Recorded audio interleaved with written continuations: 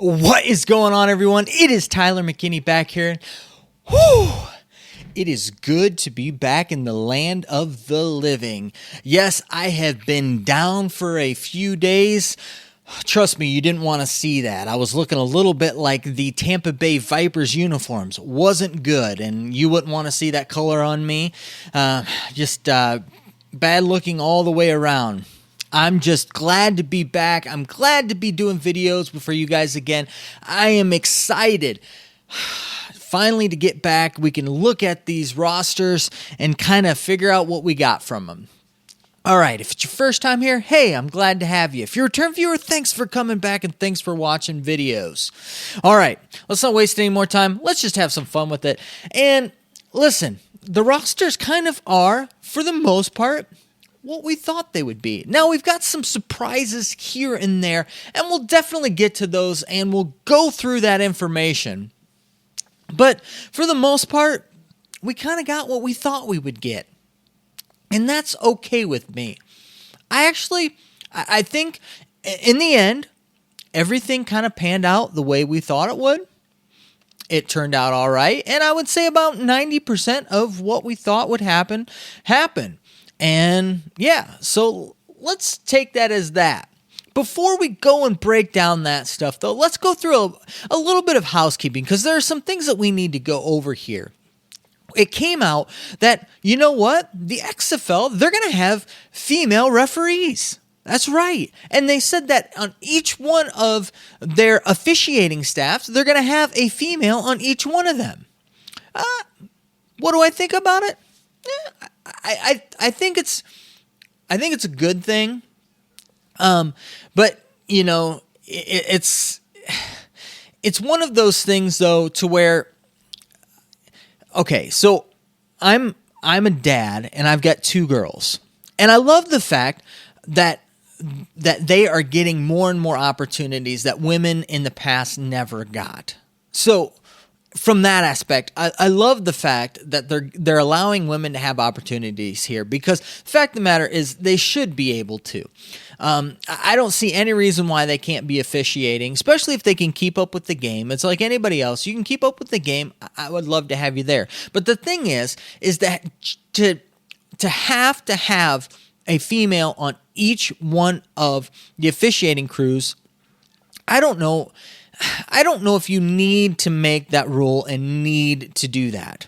I like the fact that, you know, they're reaching out, trying to create, you know, a fan base with, you know, with the females and be equal. I'm all for that. But the thing with it for me is that, you know, we don't need to create another one of these rules like with the NFL where, you know, they have to, when they go to hire a head coach, they have to at least interview somebody that's a minority. So a lot of times you end up with these guys that get interviewed that never really had a shot, you know, in the first place. So it's just kind of like a formality. And this is almost for me one step further, because I would rather it be like, you know what? You know, these females, these are the top. These are the top people that we could pick, male or female, and that's why we have them out here. It isn't because of some rule that we have to have a woman here. I want to see it because, you know what? She's one of the top people in her profession. That's why she's out here. That's what I want to see. I don't want to see the fact that she's out there just because they made a rule to have a woman have to be out there. So that's the only thing with me. And, you know, I love seeing this. I love seeing the fact that women are getting an opportunity to officiate in the XFL, and I love that. I love the fact that you're doing that. I just wish you wouldn't have put that on there, because then it diminishes, you know, from them when they are on a staff. And in other, you know, in other places too, you know, sometimes you might be in a situation where you don't have a female on a staff, or you know, might not be able to get that to work out, or that might not be the best route with where you're at. And so you just, I just don't want to see you pigeonhole yourself in that, because on both fronts, it's not good. It takes away from really the hard work that the women have done. And also, too, it paints you into a corner that you have to do something when you didn't have to in the first place. So on one end, I kind of applaud you for doing it. And on the other end, I'm just trying to figure out, why you had to go that far with it. But all in all, I think it's a good thing. I think, it's neither here nor there. I don't think it's going to change the game that much. I think we're going to see the same quality of officiating, whether it, had female, referees or not. That's just kind of the way that I look at it. But hey, kind of a neat information, but we got that out there. Moving on, we're starting now to get more and more of the XFL kind of commercials coming out. And I don't know if you've seen them. I've seen a lot of the Fox ones, and I've started to see them kind of filter out.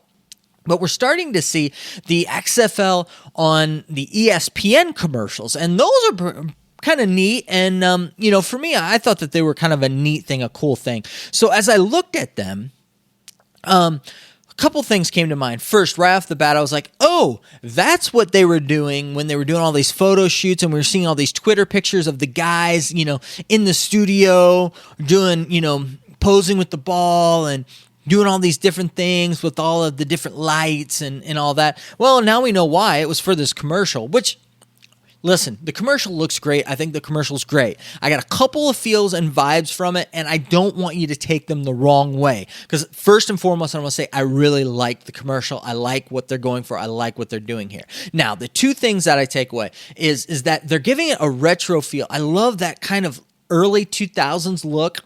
It's a modern take on kind of that old school XFL look.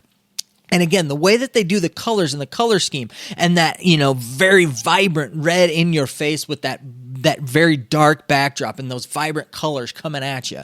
And granted, we haven't really seen, great color, a good representation of it. But from what I look of it, I love the callback to the retro feel and that, and just kind of bringing that excitement and, that energy that's there.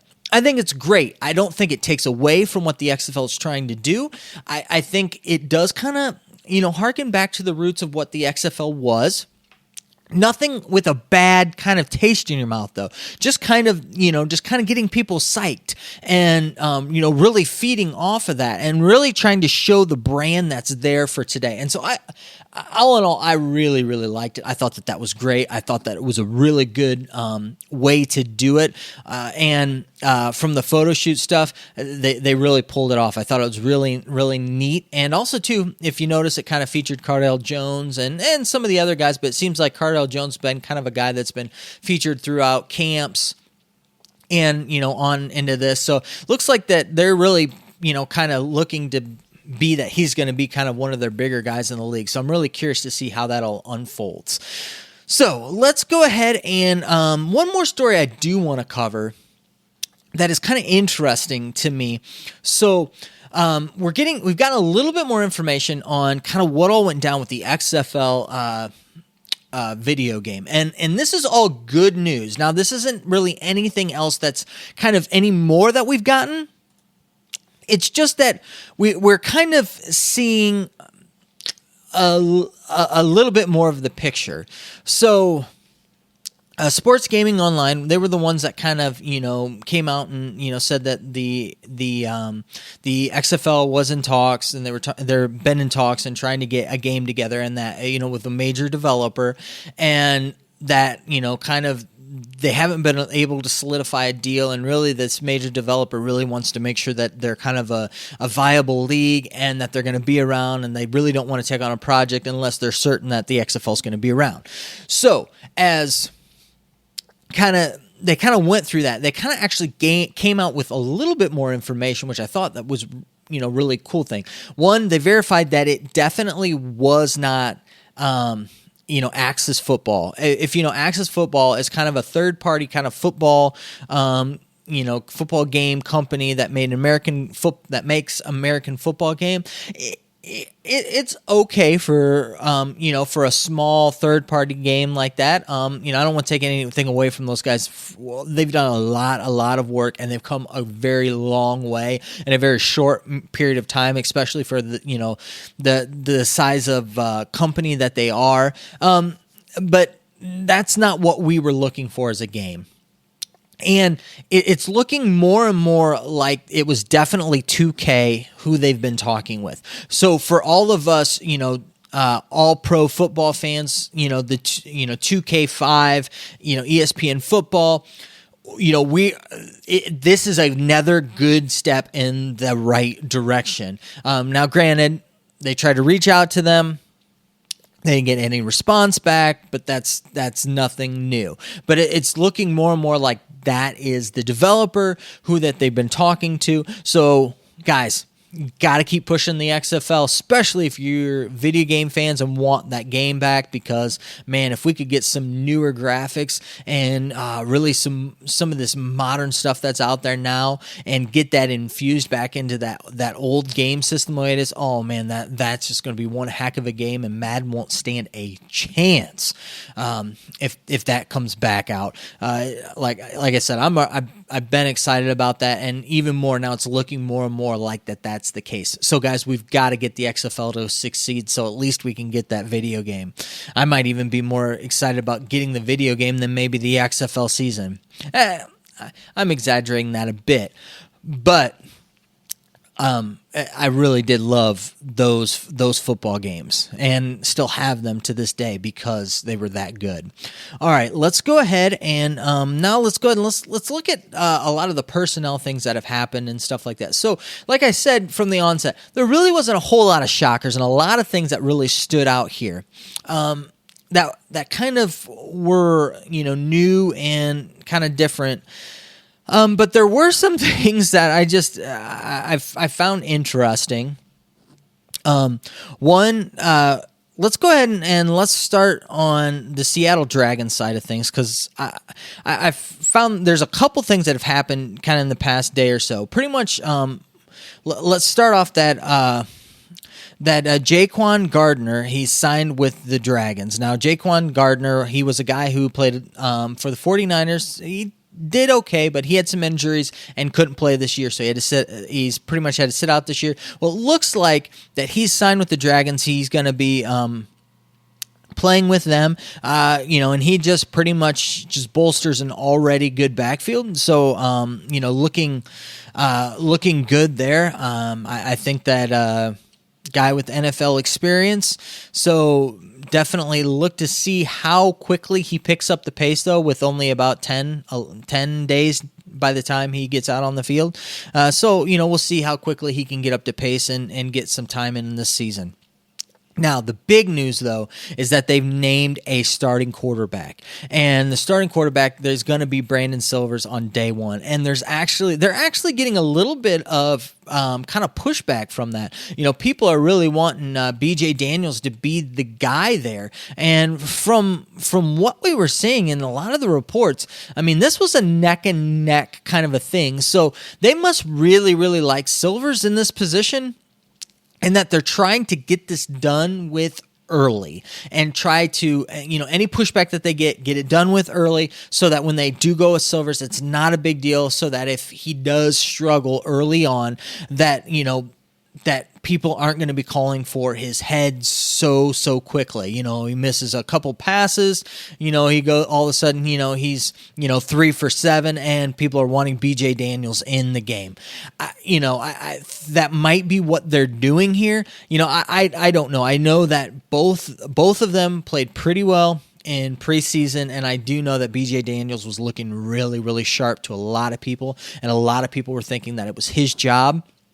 So it was kind of surprising to me to see them come out and name Brandon Silvers, especially so early, right after camp. But who knows if he's your guy, I guess you're going to go stick by your guy, and they kind of know what they're wanting to do here. So I don't know if they're going to run kind of a 2 quarterback system that's going to be, mainly run out of Silvers and bring BJ Daniels in to add to kind of that attack.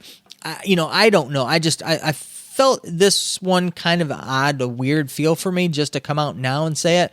Like I said, I think it might be because they're trying to take some heat away and off of Brandon Silvers, so that if things, on the offensive side don't click right away, that they have weathered that storm now, as opposed to as they get closer and closer to the first game.